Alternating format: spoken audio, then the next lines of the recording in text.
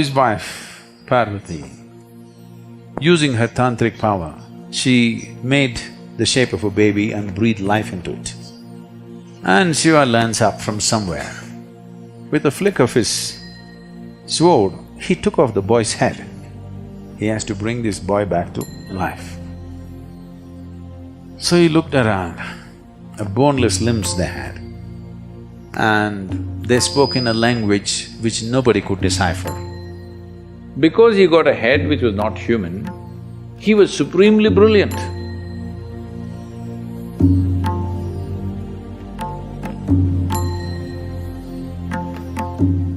So Manasarovar is significant because it is culturally significant, because whenever Shiva is a bit of a vagabond householder, he goes away.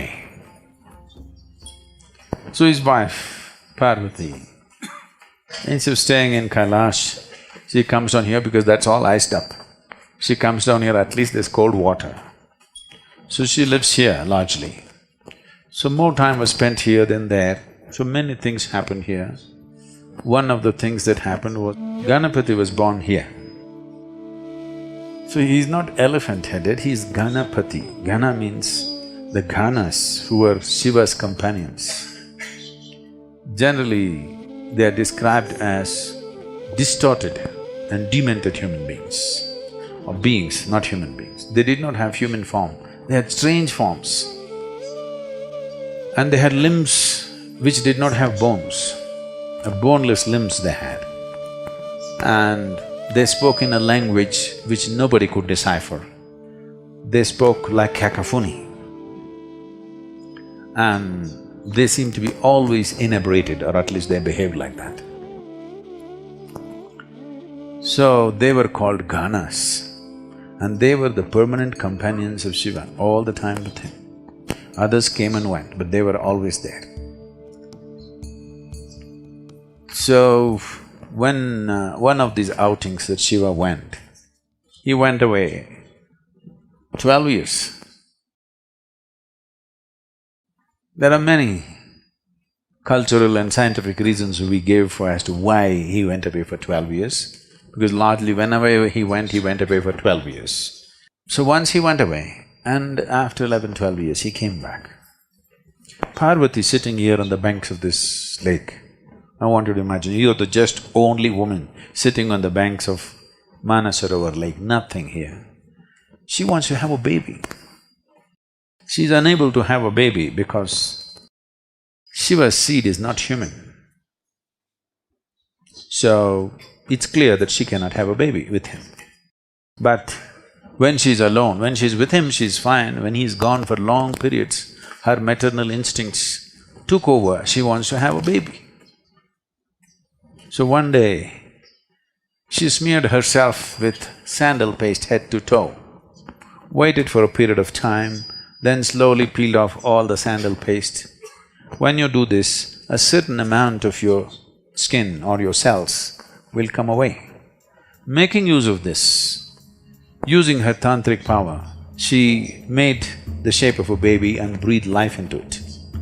A nice little boy came, and she was very happy in the company of this boy, and he grew up, just the two of them, nobody. And Shiva learns up from somewhere, nobody knows where he goes. Him and his friends land up, full, all inebriated and happy, come to see his wife.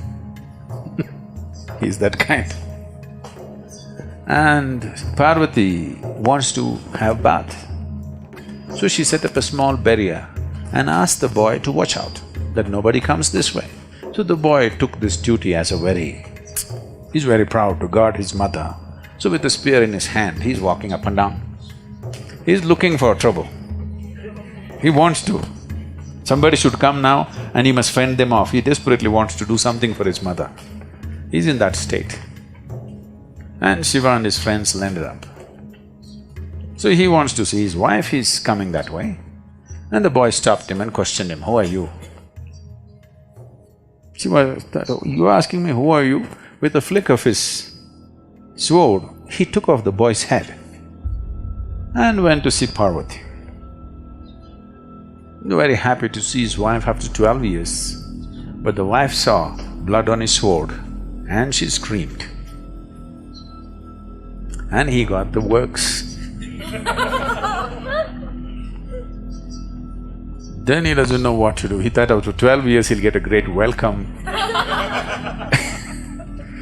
Here she is freaking on him. She said, "You have to bring him back to life."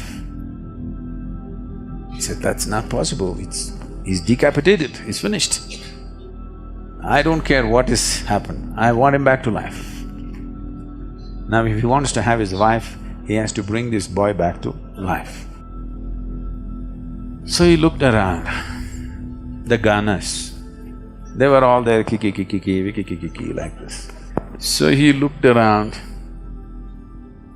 and the leader of the Ganas, he asked him, "What?" He said, "Okay." So he lopped off his head and put it on the boy's head. First head transplant.